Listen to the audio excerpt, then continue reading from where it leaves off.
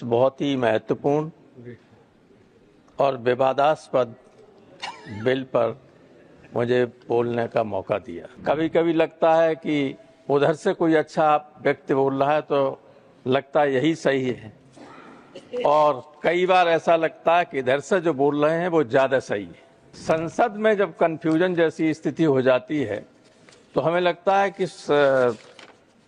संसद के माध्यम से देश की आम जनता में भी कंफ्यूजन पैदा किया जा रहा है। सेंट्रल हॉल में घुसते हैं तो ऊपर लिखा हुआ है अयम निजा परोचेति परोयेति गणना लघुचेत साम उदार चरिता नाम तो वसुधैव कुटुंबकम। मैं तो यही अपेक्षा करता हूं सरकार से, खास तौर से, क्योंकि जो विपक्ष में बैठे हुए हैं वो कुछ बना बिगाड़ नहीं सकते, लेकिन जो इधर बैठे हुए हैं वो बहुत कुछ नुकसान कर सकते हैं देश का, लोगों का और संसदीय लोकतंत्र की जो मर्यादा है उसका भी। हमारे जो पहले वक्ता बोल रहे थे, ऐसा लगता था कि जाने कितना प्रेम गरीब मुसलमानों के प्रति इनके मन में उभर आया। आंसू निकल आए सर, आंखों से आंसू आ गए। इन्हें हम आज से जानते जो मुख्यमंत्री रहा उसके साथ संबंध में आया, अखिलेश से बहुत अच्छे संबंध है और मुझसे तो बहुत ही अच्छे संबंध रहे। किसी एक आदमी से लड़ने की वजह से यहाँ आ गए, लेकिन अच्छी बात है इसकी आलोचना करने से बड़े पद पे पहुंचे। 14 से 24 तक आपको याद ही नहीं रहा, 10 साल आपको याद ही नहीं रहा कितनी बड़ी संपत्ति वक्फ बोर्ड के पास है, इतना पैसा वक्फ बोर्ड के पास है। जब सारी संपत्ति देश की बेच ली तब फिर देखा गया कि कहां बची हुई है तो आप वक्त पे आ गए। ईद में तो आपकी तरफ देख के कहूंगा, नहीं पर मैं थोड़ा बोर्ड की तरफ भी देख लें। अरे 3-3 मिनट वालों को आपने 20-20 मिनट दे दिया था, हमें भी 1 आध मिनट ज्यादा दे दीजिए। वैसे मैं आपके हर आदेश का पालन करूं, मैं अभी बैठ जाऊं। नहीं, only what professor Ram Gopal Yadav said, and I am sure the honorable members will reflect what I have said. Professor Ram Gopal Yadav. धन्यवाद श्रीमान, आपने इस बहुत ही महत्वपूर्ण और विवादास्पद बिल पर मुझे बोलने का मौका दिया। कल लोकसभा में मध्य रात के बाद तक चर्चा चली और बिल पास हुआ। मैंने माननीय रिजिजू साहब को पूरा भाषण सुना और नेताओं के भाषण भी सुने और आज भी सुन रहे हैं। दोनों तरफ से कुछ बहुत अच्छे वक्ताओं ने भाषण दिए।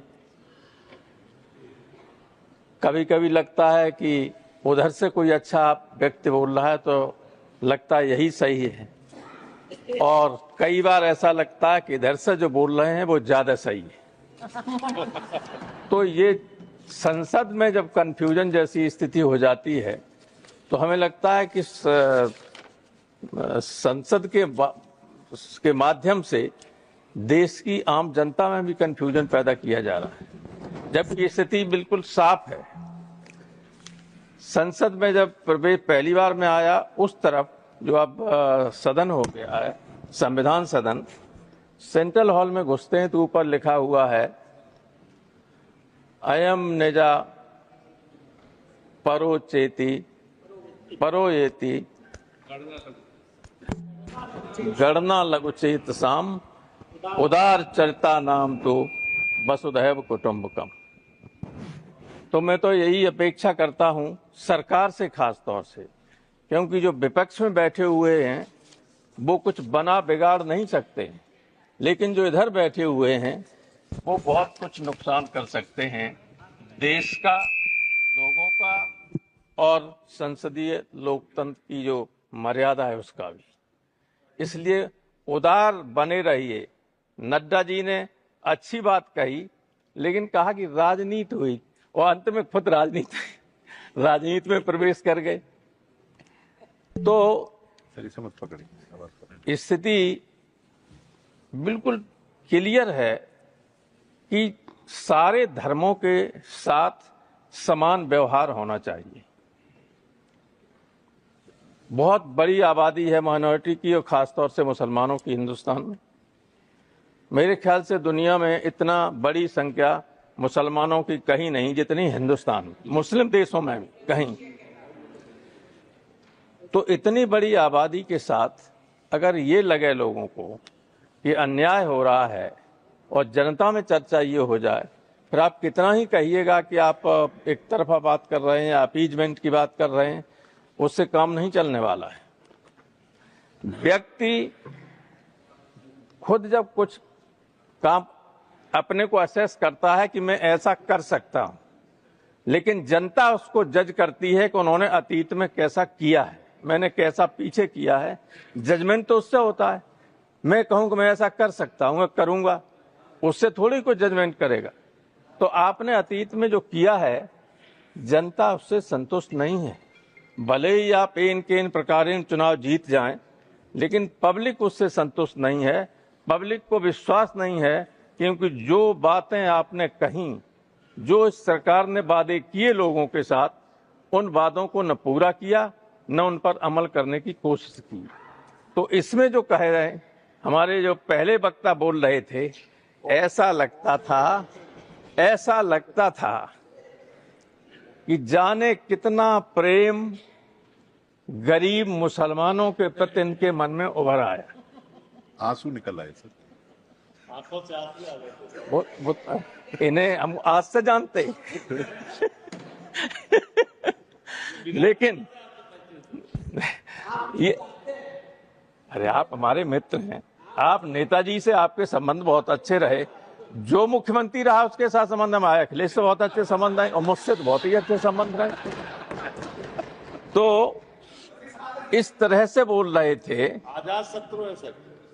वो तो अच्छे आदमी तो हैं, अच्छे आदमी हैं। किसी एक आदमी से लड़ने की वजह से यहाँ आ गए, लेकिन अच्छी बात है, अच्छी बात है। इसकी आलोचना करने से बड़े पद पे पहुंचे। शादी केरला से किया। तो मैं ये कह रहा था कि जो भाषण हो रहे हैं उधर से, उसमें बार बार जमीन और फंड, पैसे की बात आती है। मुझे ऐसा लगता है 14 से 24 तक आपको याद ही नहीं रहा, 10 साल आपको याद ही नहीं रहा कितनी बड़ी संपत्ति वक्फ बोर्ड के पास है, इतना पैसा वक्फ बोर्ड के पास है। जब सारी संपत्ति देश की बेच ली, तब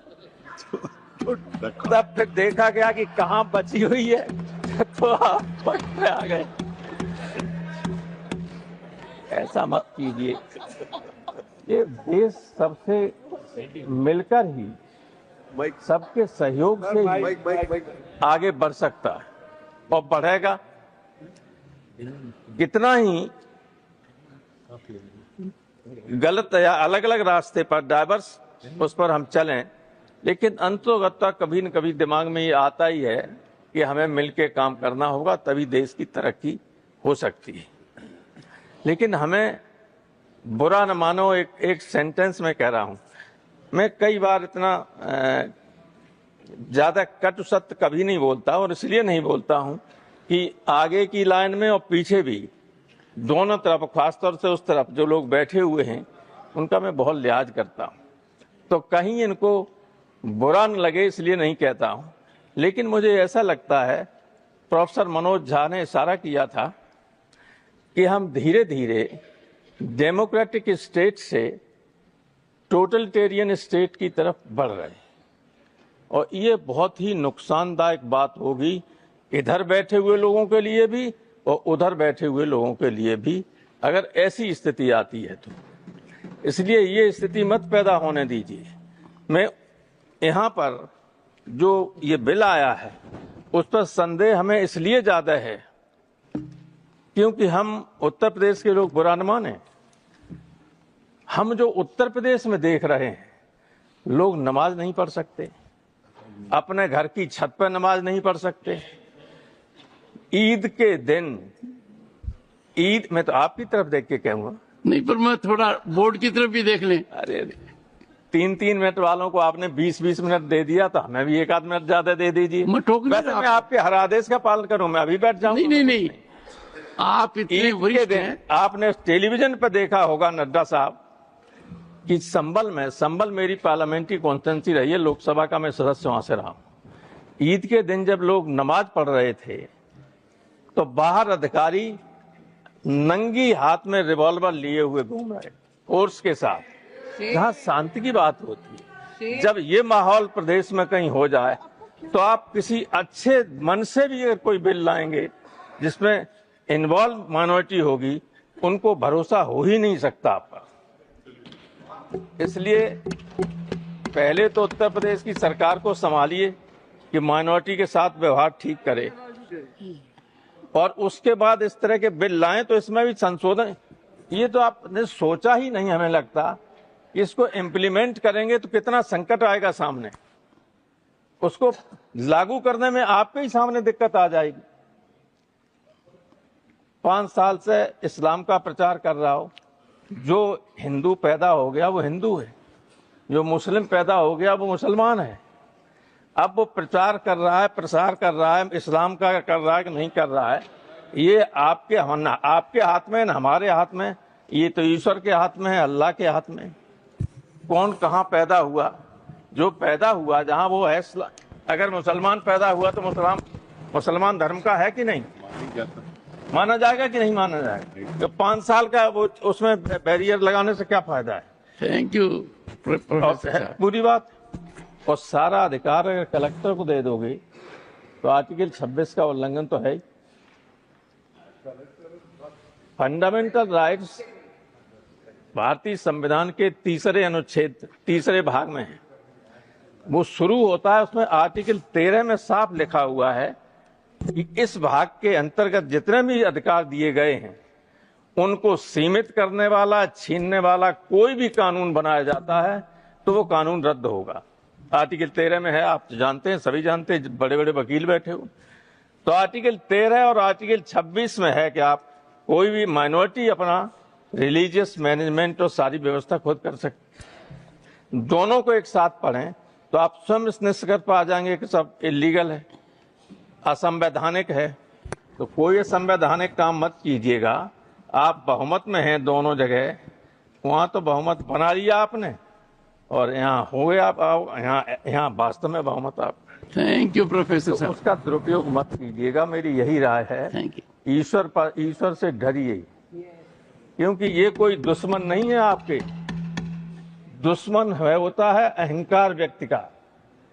और कभी कभी कुछ लोग उधर से ऐसे बोलते हैं, आप तो बहुत विनम्र लोग हैं, जिनके बोलचाल से ही अहंकार टपकता है। अहंकार से बड़ा दुश्मन कोई किसी का नहीं होता, और जिसको अहंकार हो जाता है उसका नुकसान तो करता है। थैंक यू बहुत बहुत प्रोफेसर। धन्यवाद।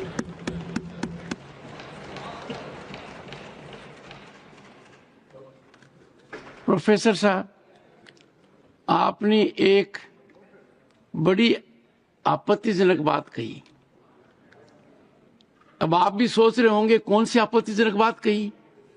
आपने डॉक्टर राधा मोहन अग्रवाल जी की तरफ इशारा कर कर कहा, नहीं, आपने डॉक्टर राधा मोहन अग्रवाल जी की तरफ इशारा कर कर कहा, एक व्यक्ति से डरकर यहां आ गए। यह आपत्तिजनक है। इनको आपत्ति नहीं, सबसे खुश है। चाहे इनको आपत्ति हो या नहीं हो, प्रसन्न है। मुझे आपत्ति है, क्योंकि यहाँ का कोई सदस्य डर नहीं सकता, और डॉक्टर राधा मोहन अग्रवाल तो बिल्कुल ही नहीं डर सकते।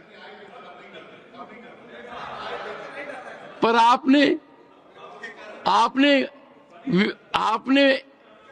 आपने उस व्यक्तित्व का महामंडन किया है। यह आपकी साजिश है, सोच समझकर किया है। और एक बात शुरुआत की आपने कि आपके प्रांत में ऐसी ताकत है कि लोग यहां आते हैं, यही कहा ना आपने।